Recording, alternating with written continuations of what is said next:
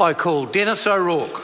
Thank you, Mr Speaker. As we know, this bill focuses on getting better information from all people dealing in land, especially overseas buyers, and that's a good thing. New Zealand First welcomes it. We will support the bill as far as the Select Committee at least. The bill inserts two requirements, one for a New Zealand IRD number and another for an overseas tax number for those who are currently tax resident in other jurisdictions. The IRD number does not apply to a New Zealand individual buying or selling their main home unless they are selling their third main home within a 2-year period. But it should include that information as from the first home, because it is just information. It doesn't actually affect anyone purchasing or selling homes in itself. It needs to be complete information, and so that needs to be changed in the bill, and I hope it is at the Select Committee, during the Select Committee process. And this process is easy. It's not an expensive process.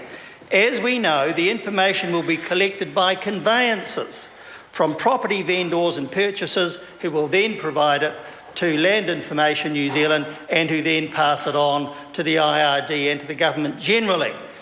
That's a far cry from what Nick Smith used to say about all this would be far too expensive and far too difficult to do. Now we see the government doing it, and that's good. The turnaround is fine. As long as they keep adopting New Zealand First policy, we'll be happy. But this measure will only provide a mechanism for collecting the information during the conveyancing process, and it will not form part of the land transfer record, and it will not be publicly available. It should be publicly available. There aren't any reasons to prevent that I am aware of. We all should have access to that information, to the raw data, to produce and use these statistics to inform the public about what's going on. New Section 156F permits the Chief Executive of LINZ to release or give tax information to any person who requests it, provided that the information is given in aggregate form only and in a manner that prevents any person and estate in land or transaction from being identified. They should be able to do that as of right. It shouldn't require a discretion on behalf of the Chief Executive of LINZ. There is no need for the protection provided as land ownership is a public information right and privacy is simply not relevant. This bill and the information it will cause to become available is what New Zealand First has been asking for several years. And it is, in fact, a register of overseas ownership, which is what we've been asking for. And it is that in everything but name. Everything but name. If it was publicly available, and it needs to be. And it's necessary for the public to know the scale of the impact of overseas buyers of homes and farms, whether as part of immigration or by overseas speculators. And for housing, we know that at least 9% of the demand is from net migration, and that's from an independent source. And the book that many of you will have already read, Generation Rent by Shemabil Jacob, and that is a good book which I hope that the people opposite will take notice of. And it is significant. Quote, he says, quote, 100,000 population increase in 1961 would have needed just 15,900 homes, while today it is 25,600, and that's of course because of differences in residential densities. And in his conclusion on the effect of buyers from overseas, he says, quote, some of the strong growth in housing demand in places like Auckland is coming from changes in net migration, unquote.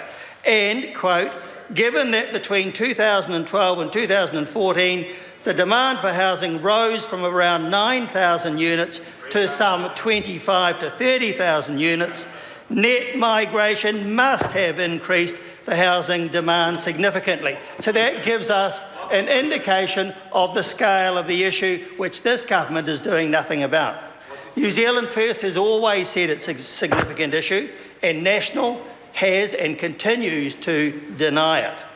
But it is, in fact, actually now undeniable, and the vast majority of the people out there in the public actually know that. This bill is a minor step in the right direction to uncover the facts about overseas buyers and home ownership.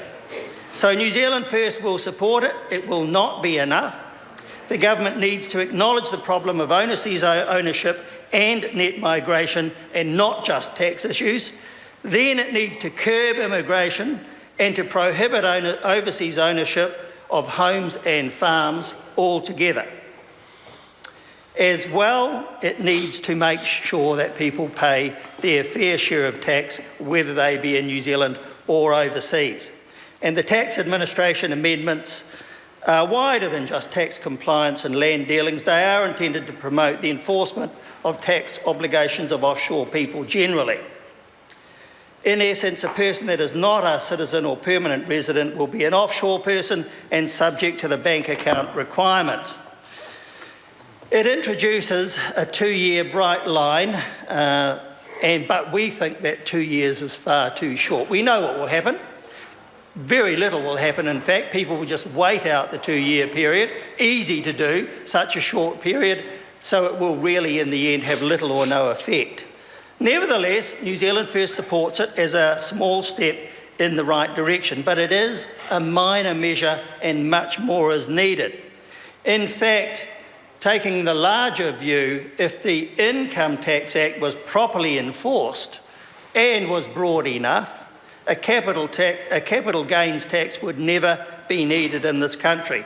And it's high time that the income tax rules were generally reviewed to catch everyone who uses home ownership for a business purpose. And it doesn't do that. That's a big defect in the system in New Zealand. This government has been far too slow about all this, and it leaves a massive gap which actually encourages speculation, and nobody should be surprised as a result of what is happening in Auckland with house prices. While these measures in this bill, Mr. Speaker, are good as far as they go, the point is they don't go nearly far enough. And I've indicated already where the government needs to go next. New Zealand First now awaits for those next steps to be taken. Information alone is valuable but not enough. Overseas ownership needs to be prohibited. Current overseas ownership needs to be properly and fully revealed and not protected in the ways that I've mentioned. And most of all, I believe the Income Tax Act net needs to be broadened.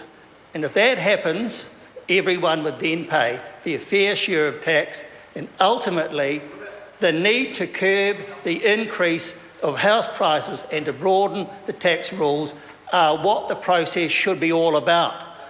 This bill takes an extremely minor step in the right direction, and it's actually a shame that the government doesn't have the guts to adopt the rest of New Zealand First policy. I call Chris Bishop.